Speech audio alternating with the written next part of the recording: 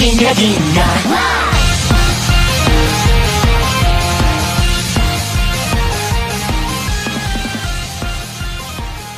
Hello everybody, Infernape Shinjo here, and welcome to Let's Talk Anime episode 51. So it really doesn't feel like it, but I don't think I've recorded a video in like maybe a month or two.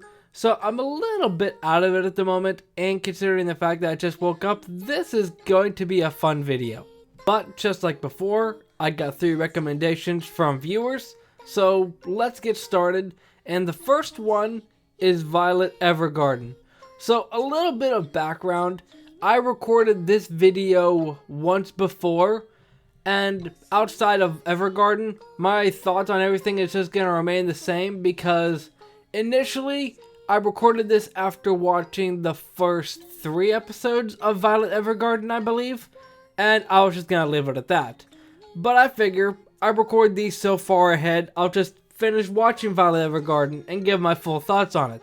Although I haven't seen the movie, but, you know, I've watched the first season and that's good enough. Obviously, I knew about this show before.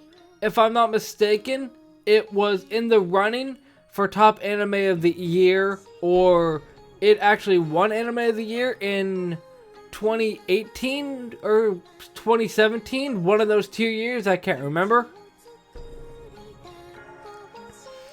But it's just one of those shows, kind of like Made in Abyss now. If you were around when it was new, then you know what it is. And at the same time, I knew about it because of people hyping it up. But I watched it maybe soon after, and I couldn't finish it. I'm not sure what it was. Maybe it was the fact that it was a lot of like war stuff going on. Maybe it was the history, because historical anime I'm not really a fan of. And for whatever reason, I just didn't finish it. In all honesty, I probably could have binged it in less time than just one full week. But after watching some episodes, I needed a bit of a break from this show. Not because it was bad or anything, but because it literally made me seriously think about what I'm doing with my life. Like this show, let me actually get into the specifics of this show. So I might dabble in a little bit of spoilers in case, so just a fair warning on a 4 or maybe 5-year-old anime. There are gonna be spoilers, and I haven't seen the movie. I don't know how you could watch the movie legitimately, so just fair warning on that. So yeah, this anime, I'm gonna get it out of the way. I think it's top tier. It is definitely top tier. I've heard a lot of people talk about it, so it must be good, right? Although at the same time, you could hear other people say that they like this thing, but unless you actually like it, then it's really irrelevant. Because they can go talk about how it's good all they want, but if you don't like it, then that doesn't really matter. But I think regardless of who you are, you can find one thing that you're going to like about this.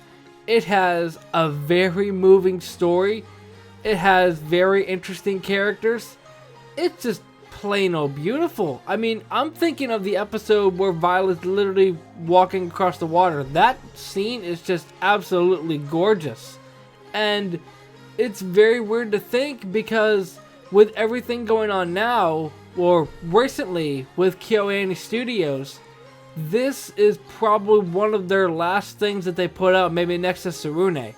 And this is a very good note to go out on before everything that happened with the arson attack, because this show is just the best of everything with KyoAni. A lot of stuff with KyoAni, they do have moments that are a lot lighthearted, especially in Violet Evergarden, but for a lot of them, it's just mostly lighthearted. Like, you got Miss Kobayashi's Dragon Maid, you got Nichijou, K-On! They don't have many things that dive into like serious topics like Violet Evergarden does. Although I'm here talking about the show, and I realize when I say Violet Evergarden, I could be talking about the character or the show. So, it's kind of confusing in that sense. But the fact that Violet was basically a weapon of destruction that became a doll, I think it was just a doll. I want to say there's a more technical term for it, but I think it's just a doll that writes letters to people and sends them out.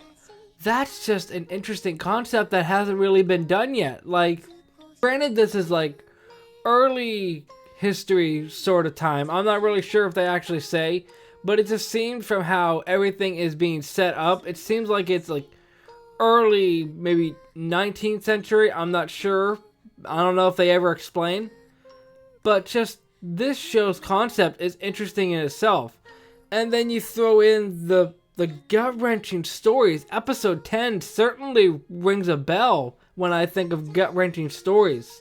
But yeah, it's gonna be hard to top this, especially with KyoAni stuff, because a lot of KyoAni stuff, like the ones I mentioned earlier, Dragon Maid, K-On!, Nichijou, I like all of those.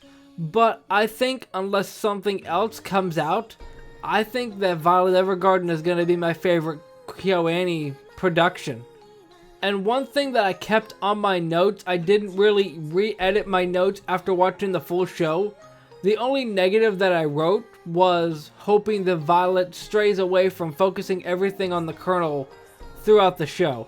Because everything that comes up, it's always, I wonder what the Colonel would think about this. And in a way, that can get annoying. It certainly did for me. But thinking back, it makes sense because she basically had nothing and then he came along and gave her a big hand. So, in a way, I'm kind of retracting that because if it wasn't been for that, she wouldn't have grown in the story. But yeah, the way that the first season starts up, sets up stuff, and then finishes is just absolutely beautiful. Honestly, even their sense of continuity is great because she meets that girl in the school and then she re-meets that girl later on down the line. And that's just impressive because even other anime that I watch have a difficult time of introducing characters and bringing them back later. Early Pokemon certainly rings a bell for that. The samurai never shows up after that one episode. But yeah, I'm pretty sure I just gushed over Violet Evergarden for the time that I've recorded this part. So yeah, I think it's pretty safe to say that I really, really, really enjoyed it. And when it comes to stuff that's recommended, it's really weird that it's something that I enjoyed this much. The last one was probably Love, Shinibyo, and Other Delusions, which, if I'm not mistaken, that was also KyoAni. Double check that for me post Shinjo, but I'm pretty sure that that is also KyoAni. But yeah, let me just stop talking about Violet Evergarden for a change and go on to the next thing. And the next thing is Seven Knights Revolution. And this is weird because going off of Violet Evergarden, where I knew a big majority of what the story is about, this I knew absolutely nothing about. So I was essentially going into it blind. So the thing I liked about that is Faria's design, Faria's personality is really cool because it's not too often in any sort of anime that I see where a girl can actually kick butt. Especially in Yu-Gi-Oh! But not exactly exclusive to Yu-Gi-Oh! Because you got stuff like K-On! Where the girls aren't really like super serious. Now you have stuff like Kill la Kill, that's an exception. But like as far as kick butt females, it's kind of an anomaly. And this story itself, it is kind of unique. And I don't mean this in a negative way, but I don't really mean it in a positive way either. Just from watching the episodes, it really feels like this is based off of a mobile game. Not exactly a bad thing, but it's just something I noticed because this seems like something that will be adapted from a mobile game. Now, I have watched stuff that's been based off of mobile games and I have enjoyed it, like Princess Connect Redive.